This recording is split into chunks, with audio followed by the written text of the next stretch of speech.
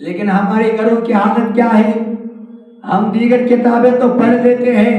ہم اپنے بچوں کو دیگر کتابوں کے اوپر ڈانٹتے بھی ہیں،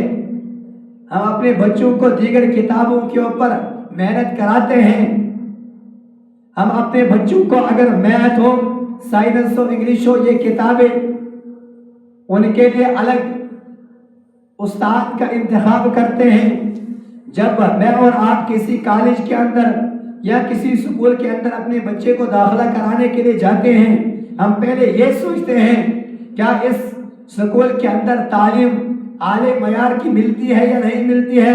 کیا اس میرے بچے کو فائدہ ہوگا یا نہیں ہوگا۔ پہلے دیکھتے ہیں، پہلے ہم سورسوں سے پتہ کرتے ہیں اس سکول کے اندر کتنی تعلیم ہے۔ لیکن افسوس کی بات یہ ہے، جب ہم قرآن کی باری آتی ہے، جب ہم قرآن کے سیکھنے کی باری آتی ہے، ہم تو نہ اس استاد کا انتخاب کرتے ہیں کہ قرآن پڑھانے والا کیسا ہونا چاہیے، یہ قرآن پڑھانا والا ایسا ہونا چاہیے، خود بھی اس کو آتا ہو یا نہیں آتا ہو، اس کی کوئی فکر نہیں ہے۔ جیسے ایک ماں باپ کو فکر ہوتی ہے میرا بچہ جو ہے میتھ کے اندر اچھے نمبرات آنے چاہیے، اس کے لیے ایک اساتذہ کا انتخاب کرتا ہے، کسی استاد کا انتخاب کرتا ہے۔ لیکن خاصتاً اگر وہ استاد کہے گا میں میرے پر آپ کو 2000 یا 2500 روپے لوں گا، باپ دینے کے لیے تیار ہوتا ہے۔ وہ کہتا ہے کہ میرا بچہ میتھ کے اندر پاس ہونا چاہیے، اگر چاہے آپ مجھے 3000 بھی لیں گے، مجھے کوئی پرواہ نہیں ہے، لیکن بچہ پڑھنا چاہیے۔ دوسری طرف دیکھا جائے گا جو قرآن پاک ہے یتیم ہو چکا ہے، گھروں کے اندر تو رکھ چکا ہے، کوئی پڑھنے کے لیے تیار نہیں ہے، نہ تو باپ بے شرم پڑھنے کے لیے تیار ہے، نہ تو ماں پڑھنے کے لیے تیار ہے، نہ تو بیٹا پڑھنے کے لیے تیار ہے، نہ تو بیٹی پڑھنے کے لیے تیار ہے۔ قرآن جو ہے وہ یتیموں کی طرح چھوڑ گیا ہے۔ ہمارے گھروں سے اس وقت فتنے جنات کا تصور آ چکا ہے، ہم پھر پیروں کے پاس چلے جاتے ہیں، پیر صاحب میرے گھر کے اندر تعویذ کسی نے لگائے ہیں، جادو کیا ہے، میرے گھر کے اندر جنات ہے، میرے گھر کے اندر شیاطین ہے۔ ارے بھائی جب شیاطین نہیں داخل ہوں گے اور کیا ہوگا؟ جب میں اور آپ قرآن کے گھر کے اندر قرآن کی تلاوت کرتے نہیں ہیں، سورہ کہف پڑھتے نہیں ہیں، سورہ یاسین کی تلاوت کرتے نہیں ہیں، سورہ ناس سورہ فلق کی تلاوت کرتے نہیں ہیں، ہمارے گھروں کے اندر شیاطین داخل نہیں ہوں گے اور کیا ہوگا؟ ہمارے گھروں کے اندر جنات داخل نہ ہوں گے اور کیا ہوں گے؟ ہم تو پھر دیگر کسی الگ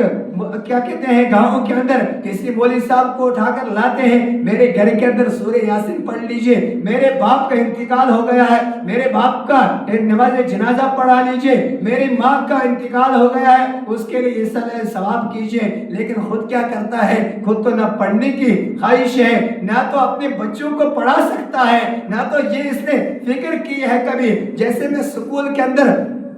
بچے کو ایک ضابطے کے ساتھ بھیجتا ہوں، بچے کو ایک یعنی فکر اور ہمدردی کے ساتھ بھیجتا ہوں، تاکہ میرا بچہ جو ہے یہ میٹرک کے اندر پاس ہونا چاہیے، یا اسی طریقے سے کل جب گریجویٹ بن جائے گا اس کے اندر یہ پاس ہونا چاہیے۔ اسی طریقے سے یہ باپ بے غیرت بھی ایسا ہونا چاہیے کہ میرا بچہ جو ہے قرآن ویسا پڑھنا چاہیے جیسے محمد عربی صلی اللہ علیہ وسلم قرآن پڑھتے تھے، جیسے صحابہ قرآن پڑھتے تھے، جیسے صحابہ قرآن کو سنتے تھے، میرا بچہ تو ویسا بننا چاہیے۔ اگر دنیا کے اعتبار سے میرا بچہ یعنی اعلیٰ مقام کے اوپر پہنچنا چاہتا ہے، لیکن اس کے ساتھ ساتھ میرا بچہ دیندار بھی بننا چاہیے۔ وہ دیندار تبھی بن سکتا ہے جب ایک انسان کے گھر کے اندر قرآن کی تلاوت ہمیشہ سے ہمیشہ کرتا رہے گا، اس کا باپ بھی تلاوت کرتا رہے گا، اس کے گھر والے بھی تلاوت کرتے رہیں گے، تو گھر کے اندر نورانیت جو ماحول ہوگا وہ گھر کے اندر ہوگا، اور شیطانیت جو ہے وہ گھر سے نکل جائیں گے، اور جو جنات کا اثرات ہوتا ہے وہ خود بخود دور ہو جائے گا۔ لیکن جب یہ تب ہو سکتا ہے جب ایک باپ خود دیندار بنے گا، جب ایک باپ خود قرآن سیکھے گا۔